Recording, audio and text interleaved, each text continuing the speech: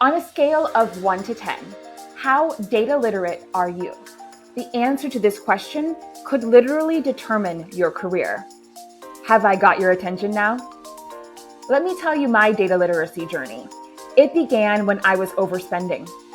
I was spending probably $200 to $400 more a month than I could afford. And so what did I do? Now, mind you, this was before our credit card companies tracked all the categories of spending. I got really interested in data because I had a real purpose. I needed to figure out where all my money was going so I could figure out how to cut back. And that was the beginning of a journey of figuring out how to set up systems to get insights to be able to make meaningful change in my life. So, if I ask you the question again, how data literate are you on a scale of 1 to 10? Now think back to a time when you needed to work with numbers and you needed to work with Excel spreadsheets and you needed to analyze something to help you make a change in your life. Have you ever done that before? I'm guessing the answer is yes. So now, what may have been a doom and gloom question at the beginning of this video is hopefully more optimistic. And that's the point. Data literacy is a huge skill set and capability that we need now and will continue to need no matter what we do in our careers. With the onset of machine learning and artificial intelligence and everybody and their mom trying to sell us a new technology tool, we need to be able to make data-informed decisions. And research shows this is essentially critical if you want to maintain your status as a high-performing individual or organization, or you want to know, how do I get on the track to being a high-performing company or a high-performing person? The difference between high-performing and low-performing organizations: data literacy. There are two really interesting reports that just came out, one last month and one a few months back. ATD, the Association of Talent Development, does research reports every 4, 5, or 6 years. And guess what? Their 2023 Measuring Impact report is available for us to all read. And I've read it, and it tells me something that's really not that surprising, and yet also equally surprising. And that is, data literacy will determine the future of our careers. And we are far behind as an industry in having the skills and capabilities that we need to contribute to high-performing organizations. We've got to do something about that. Now, enough of my soapbox. I hope I've held your attention. The purpose of this video is to give you just a little bit of motivation to continue on this journey with me to improve your data literacy. These videos are about making measurement easier, but the way in which we all can do that is by improving incrementally our comfort working with data and working with different methodologies, analyzing and collecting data. Because whether you're a learning and development professional evaluating learning outcomes, or you're in marketing or product development or customer service, we all need to be able to find, collect, analyze, and tell stories with data that help us do really great work. And if we don't have that skill set, we could be in real trouble. And if we do have that skill set, we will be able to exponentially grow in our careers in ways that we can probably never imagine. We might look back on this video and go, wow, Alaina predicted that data literacy would give me huge opportunities in my career, and wow, if only I had started that journey sooner. Okay, soapbox over. I am stepping down. This video will be short and sweet, and it is all about data analysis. Because here's the thing, I'm going to give you a couple of sort of inside tips to how to make data analysis easier, but I'm not suggesting that you become an expert in data analytics. I'm just suggesting that you know enough to be a high-level contributing partner to somebody who is a data analytics expert, whether that's internal to your organization or that is a contractor that you might hire. That's the approach that I take. To be a partner and to ensure that the data that I get from my data analytics partners is going to give me the information that I need to know high-level strategy about data analytics. And that's what this video is all about. So if we back up for a moment, and if you've been following these videos, the last two videos, which I highly recommend that you view if you haven't already, Those videos were a case study of an outdoor education program that I've been working with to help them tell their potential donors and their current donors the impact of their amazing work, working with young people, getting them connected to nature, and helping them grow in ways that we would like to capture using data. So the first video was all about what are the metrics that we should be using. The second video was, well, now we know our metrics. How do we collect the data? And this video is, well, now that we have our data, how do we make meaning out of that particular data? So I've got a 5-step process for you that I personally use to make this entire thing easier. And the goal is for you just to be a partner to the experts that do data analysis. So the first part of this process is to be a researcher, to be an investigator, and to come up with a clear question that we want the answer to inside of our data set. So think back to problem solving. One of the goals of our outdoor education program was to see some change, ideally positive change, in youth's ability to solve problems. So if we have a data set that we've collected, what question would we ask that data set? Or would we do an investigation to see if there is a relationship between the program that youth attended and problem-solving capabilities? Take a think about it. I'm going to write my question for you now.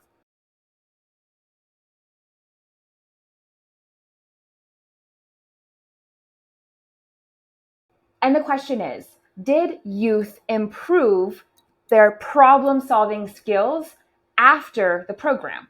Now, this seems really simple, but it's one of the questions that it's a hypothesis. It's what we're investigating in our data. We don't have ever any guarantee that the metrics and growth or change that we seek is guaranteed to actually happen. So when it comes to working with data, it's always an inquiry. It's always an investigation. And we first want to start with, what question are we investigating? What question is leading us to help us analyze the data in such a way to give us the results that we're looking for? So now that we have our question, the second thing we have to figure out is, what variables are we working with? Because when it comes to learning evaluation and really any other programmatic evaluation, we're never looking for causation. And you might hear this all the time. Causation is the best practice in working with data. Our goal is not to show causation. And arguably, I don't think that learning and development is ever on its own going to contribute 100% to growth or change in any variable. But it could contribute significantly to the point where if we didn't have the learning and development initiative in place, the change would suffer. All we're looking for, and my favorite expert in this same area, Kevin M. Yates, I love the way that he talks about it. We're looking for signals. Think of it as smoke signals, something that we could easily see that allows us to go, yep, we've made a dent here. Yep, that learning intervention definitely made some contribution, significant contribution to the outcome that we were seeking. And it's our job to use data to create those signals. So those signals are relationships between core variables. So what are the variables that you see in this question? Okay, here are our variables. Of course, the youth, the participants, problem-solving skills, and what do you think after is referring to? It's referring to time. So now we've got our variables. We've got participants, youth in this case, we've got the metric, problem-solving skills, and we have time. The hypothesis is that before training and after training, we would see some difference in skill set. So here's the next part of the process, and that is, how do we want to visualize the data? Now, this might seem like skipping a few steps, but remember, the goal of these videos is making measurement easier. I go to, what's the story that I want to tell? I go to, what's the visual that I want to see that helps me communicate the outcomes of our program as easily to stakeholders as possible. So what I'm going to do is I'm going to draw a graph.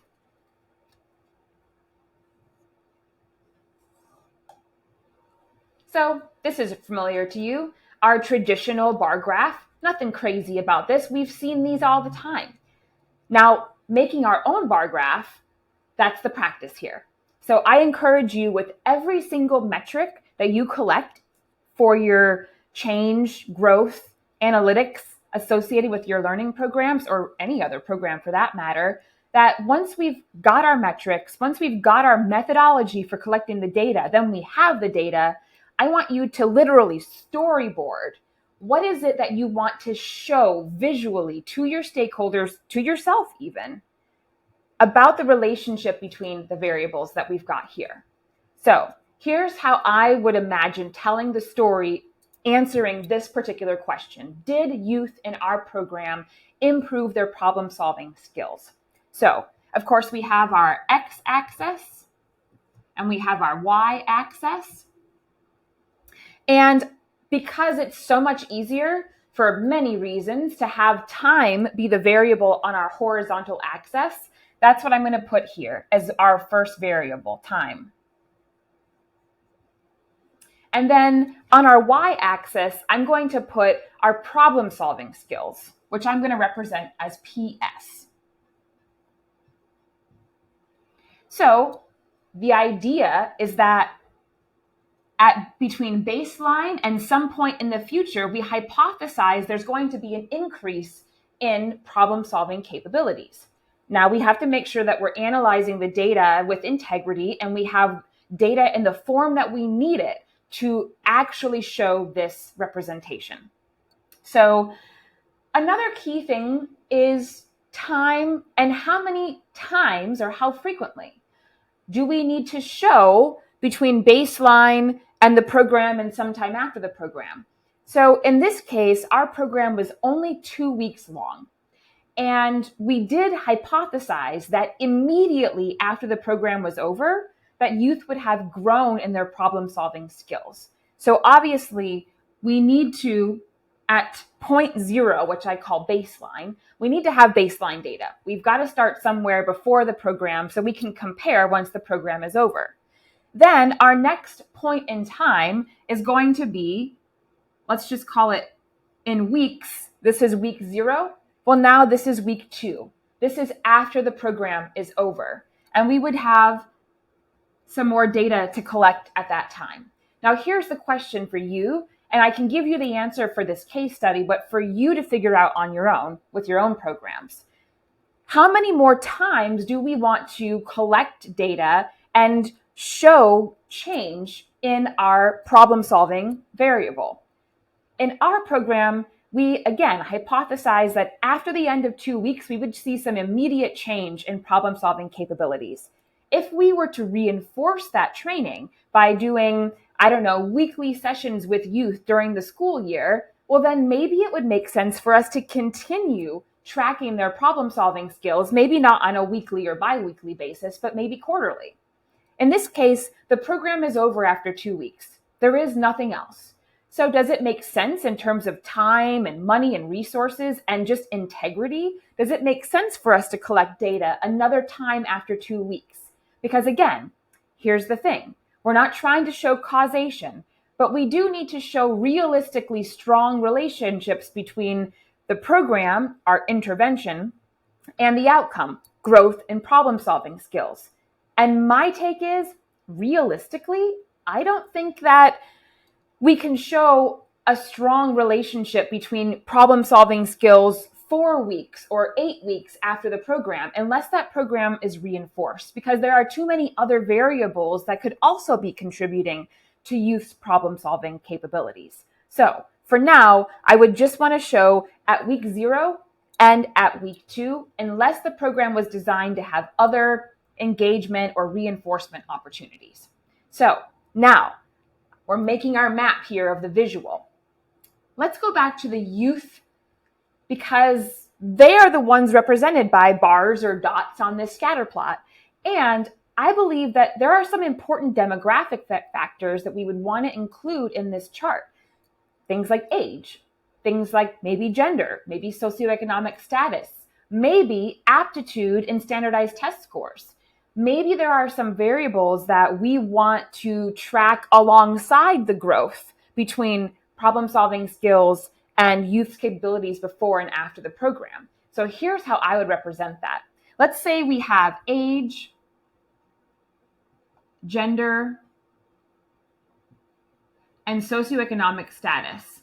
Let's say those are the additional characteristics, demographic factors that we also want to compare and look at this data. So here's what I would do. And actually, I'm going to move our point a little bit further just to make it easier to visualize. So let's just say our week 2 is all the way over here. And how I would visualize this would simply be how many youth of a certain age, let's say this is elementary school, and then we have another bar graph that represents middle school, and then we have another bar graph that represents high school. My hypothesis clearly here is that problem-solving skills grow with age. Therefore, we would naturally see that youth's problem-solving capabilities at different ages look different. And then, of course, we would want to see growth compared to the age. We wouldn't want age to be one of those factors that limits the integrity of the data. So that would be one way that we could represent. So at the baseline, we have all these different age categories, and then maybe we also have a bar graph, and these I suggest make them a certain color. So we could have lines here, maybe this one's a solid line, and then the other one is an open line, and we could compare what those look like.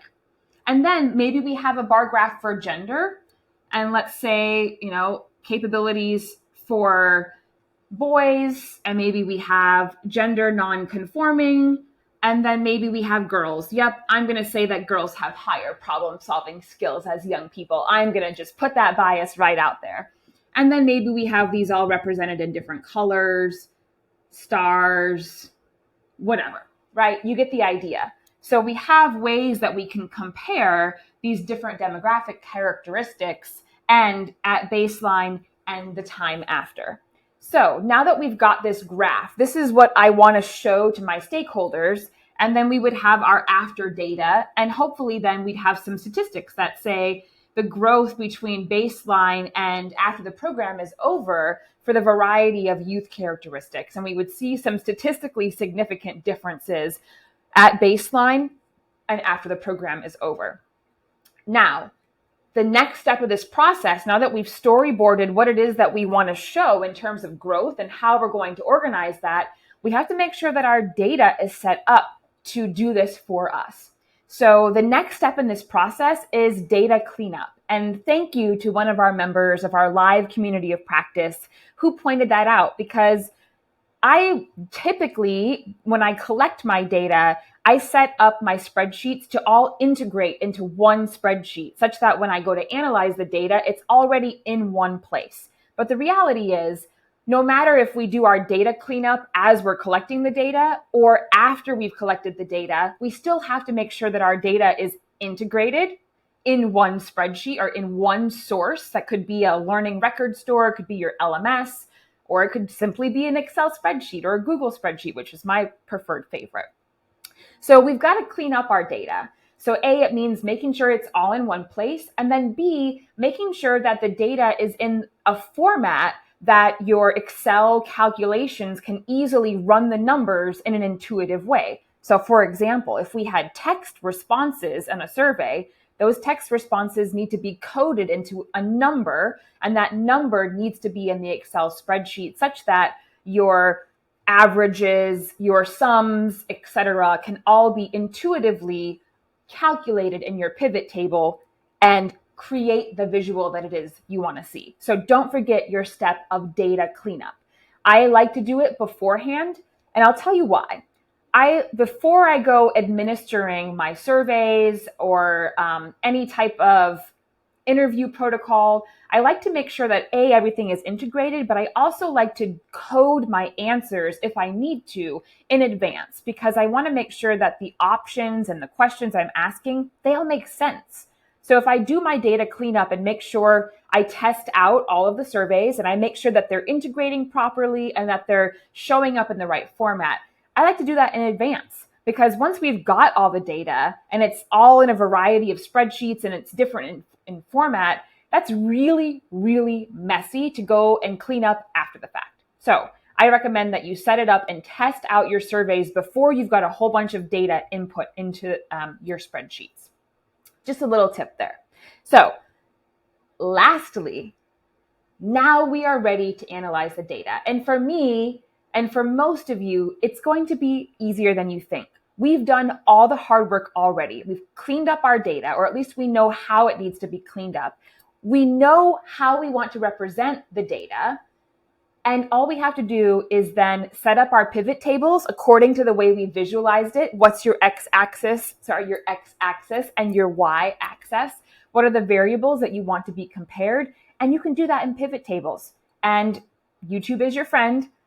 So don't be afraid to spend a little bit of time just YouTubing what it looks like to set that up and play with that yourself. Or maybe you're just passing all of this off to your data and analysts, either internal or external.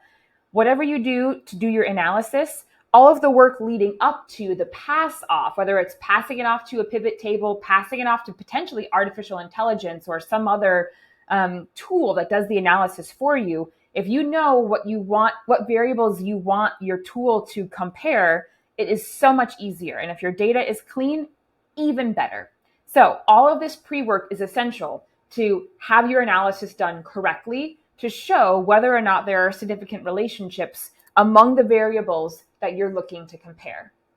I wouldn't be surprised if when we look at the pre-post data, there may be some youth characteristics, like maybe girls who are in high school don't see a change in problem-solving skills. That's interesting. These are the kinds of things that we get to investigate when we do our data correctly. And those insights are incredibly valuable for not only improving our programs and figuring out how can we increase our service through learning, but also maybe if we've missed the mark, if we've underserved somebody, if maybe there's a specific type of learner that hasn't seen any growth, we can go target, whether it's through interviews, informal conversations, or just more research to see how can we better serve that particular type of learner.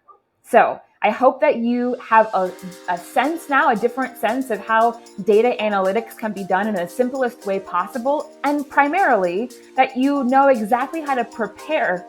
Whether you do the analysis, you send it to some technology tool, or you're having a third-party person do it. We want to make sure we're all on the same page with what we hope to get out of our data, and the storyboarding is the best way to do that. Also, when you do a storyboard, you might be able to see you're missing something or your story doesn't actually make sense. And then you can bring those questions to the people in your life that know more than you about data and get them solved. So enjoy this new knowledge and these new insights that you have. And as always, we host a weekly community of practice. If you're ever looking for learning leaders and peers and mentors like myself to help you expand your thinking and your skill set and your tools to make measurement easier, you know where to find us. The link to join our community is either in the comment section or in the details of this video down below. Thank you for tuning in, and we'll see you in the next one.